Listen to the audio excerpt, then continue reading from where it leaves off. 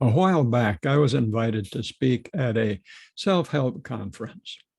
It was a little symposium on self-help, spirituality. There were perhaps 40 people attending, so it was fairly small. But it was my first time to speak at that kind of event. We were supposed to fill an hour and a half to 2 hours talking about our topic. And in that experience, I learned something about mistakes. Hi, I'm Charles Burke, and I help people learn to handle their mistakes reasonably, responsibly, and to their best advantage. It was 2002. I was invited to go out to California and speak at a small conference, symposium. And there were to be about a dozen speakers. Oh, must have been a few more than that. But anyway, I was scheduled to speak last. And I got myself ready. I felt good about the topic. I had my outline all prepared. It was 5 words printed out on the palm of my left hand. Yeah, left hand.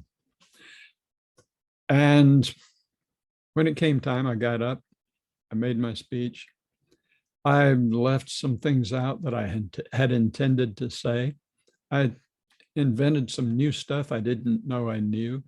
And I changed some stuff along the way, just because it felt right for the moment.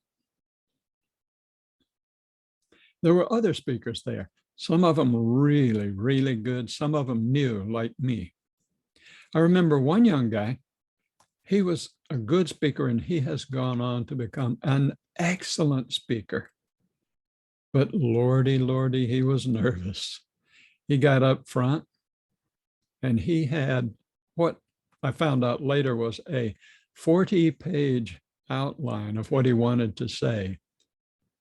40 pages takes me that an hour and a half just to read for it. No. Anyway, he was talking. He was doing a great job, but somewhere in the middle, he stopped. He started turning his pages back and forth, looked really confused, said, "Oh, I've lost my place. Just a minute." And it took him a few seconds to find his place again. Just that. And that was when I realized something. There are times when you admit your mistakes, and there are times when you don't. It's not like you're hiding anything, but if you forget something and then you go back and say, "Oh, I forgot something, I left it out," people are going to wonder, what else did he leave out and didn't even catch?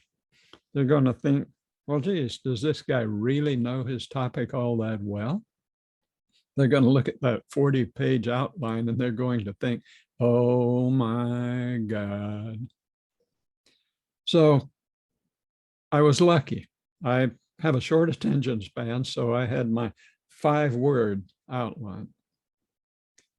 But I learned from him that day that when you make a mistake, you don't tell anybody right on the spur of the moment, right at the spot, unless it helps your case. Now, you'll see me here in these recordings. I'll stumble over words. I'll get off on a tangent and have to come back. That stuff doesn't affect the flow of the story, really. But if you forget something, you leave it out. If it wasn't essential, keep on moving. Because it's amazing how few details are really important in telling a story. You can thin it down a great deal. I belonged to a writers group I lived for about 6 years in Thailand, northern Thailand, Chiang Mai. There was a writers group there and some professional writers, some really serious amateur writers. And I brought something that I had written. It was self-help. It was how to do something or other.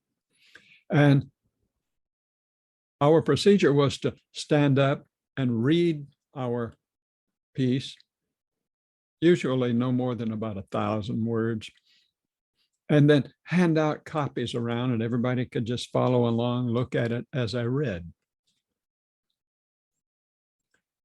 I got through and I thought it was good, clean writing. Got a couple of decent comments. And then somebody made the remark, you know, you could have cut out about 10% of this and it wouldn't have suffered. Well, it's probably true. Most writing is too many words. Then the next person made some comments and they said, you know, you could have cut out 25, 30% of this and it could have been much cleaner and easier to read. Each person after that referred to cutting out words. By the time it got to the last person, they said you could have cut out 75 to 90% of this. When people get an idea that there's something wrong with what you've done, it's like they go into an automatic reflex. Oh, yeah, I thought so too. Oh, yeah, I thought so too. And it's kind of a one-upsmanship. Who can make the most dire pronouncements of what you've done? So in situations like that, it doesn't really benefit you to tell people, oh, yeah, I forgot something, just a second. If you can make it a part of the flow of the story, then, for example, you start telling something and then you say, like I did yesterday, well, let me back up. There's a story in that.